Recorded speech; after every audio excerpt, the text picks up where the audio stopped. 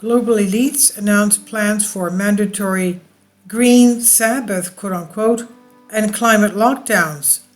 Rolling climate lockdowns and a mandatory green Sabbath are on the horizon for humanity if the global elites get their way. Of course, the proposed solutions to the climate crisis are nothing less than tools to achieve absolute control over humanity. The Guardian operates as a clearinghouse for far-left authoritarian ideas, but even they felt the need to change the headline after receiving significant pushback from their readers. The headline said, "Global lockdown every 2 years needed to meet Paris CO2 goals, study shows." The past 2 years have been a checklist for the worst impulses of authoritarian far-left governments, and the public are growing wise to the ruse. COVID allowed for supposedly temporary measures to morph into 2 years of emergency restrictions. And according to those in the know, COVID was only the warm-up for another proclaimed crisis set to be the main event. The Hill reports, "This is not a right-wing fever dream. Calls for harsh government measures in the name of saving the environment are already in the parlance of influential organizations and figures." In November 2020, the Red Cross proclaimed that climate change is a bigger threat than COVID and should be confronted with the same urgency. Bill Gates recently demanded dramatic measures to prevent climate change, claiming it will be worse than the pandemic. Despite millions of people having died from COVID, former governor of the Bank of England, Mark Carney, last year predicted that climate deaths will dwarf those of the pandemic. And according to the elite, lockdowns, which significantly reduce carbon emissions during 2020, could be the solution. After all, the EU's climate service gloated, the first COVID lockdowns may have saved 800 lives. What would climate lockdowns look like, though? Most likely, cities and states would begin a gradual and discreet ramp-up of restrictions. During the early days of the pandemic, millions of Americans worked from home. This could become a permanent norm if special carbon taxes are put in place. Such taxes could be imposed on companies, limiting driving or air miles, and extend to individual employees. Drive to work in a car, you get hit with a tax. Children could be impacted by climate lockdowns too. Schools, especially those heavily influenced by teachers' unions, could impose permanent online-only days.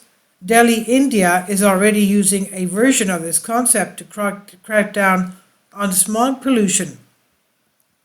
At the same time, either through direct government fiat or due to ineffective green energy policies, some areas of the country could regularly experience California-style rolling blackouts, and as fossil fuels and nuclear power go by the wayside, consumers may be prevented from buying new gasoline cars, lawnmowers, or chainsaws.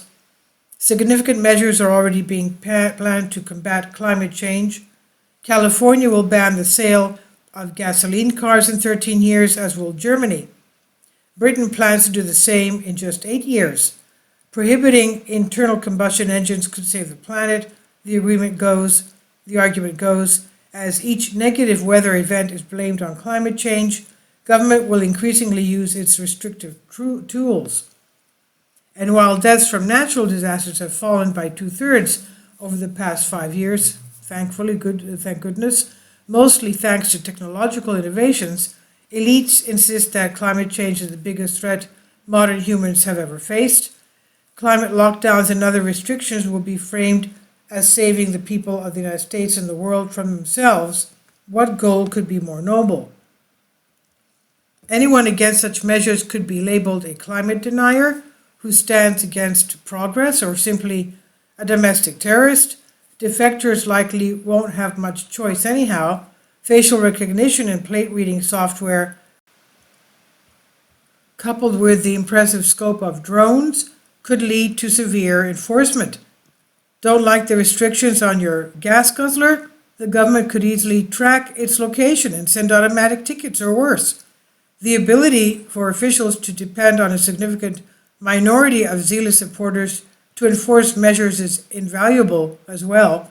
How many COVID Karens justify their fanaticism by contrasting themselves with uneducated rural Donald Trump supporters? But don't expect the new rules to apply to everyone equally. During the pandemic, elites don't wear masks in private. Only their servers, drivers, and cleaners do. You'll be held responsible for your personal carbon footprint, enforced by either law or social convention. But climate evangelists such as Jeff Bezos or climate czar John Kerry will receive special dispensation for their carbon use. The pandemic proved to be the precedent of 21st century governance. The initial lockdowns were a desperate attempt to understand more about the virus and shut it down. The hindsight, the overreaction, will simply provide a backdrop for the next major government overreach. If COVID could kill millions, imagine the powers of the government will assume against a threat that could kill billions. Political leaders have learned that fear prompts the public to accept dramatic curtailing of freedoms for vague promises of safety. They must realize the incredible power at their fingertips. COVID gave the government mouse a cookie. Power-hungry officials and bureaucrats can utilize the precedents of the past 2 years to institute a much larger, longer, much more comprehensible lockdown. This is by Baxter Dimitri on News Punch. Please leave your comments and thank you for your support. Kindly support my Patreon account. The daily posts are 5 videos daily, and they are totally different from what I have on my YouTube channel. Thank you so much for your support and that you find all my content so interesting. You'll find the Patreon account details in the description box below.